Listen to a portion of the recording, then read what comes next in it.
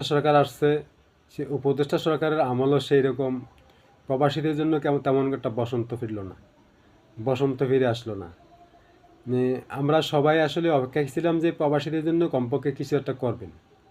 কারণ আরব মহাদেশে, এই এশিয়ার দেশগুলোতে, যে কোনো দেশে, যে কোনো দেশ থেকে, ইন্ডিয়া বলেন, পাকিস্তান বলেন, নেপাল বলেন, শ্রীলঙ্কা বলেন, ভুটান বলেন, যে কোনো দেশ থেকেই অল্প টাকায় তারা চলে যেতে পারে। অথচ বাংলাদেশের মতো একটা দেশ, বাংলাদেশের মতো একটা দেশ, সেই দেশ থেকে আপনি এশিয়ার যে কোনো দেশে যাবেন 5 লাখ 6 লাখ টাকা গণতে হয়। কারণ কি? কারণ কি? আপনারা বেকারত্বের কথা বলেন, বেকারত্বের কথা বলেন, বাংলাদেশে অসংখ্য মানুষ বেকারত্ব, বেকারত্বের কারণে চুরি ডাকাতি বাটপারি এটা সেটা অনেক ধরনের অকারেন্স হয়ে থাকে।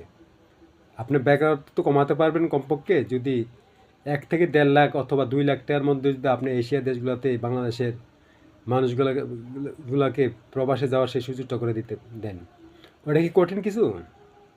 ওইটা কি কঠিন কিছু? কঠিন?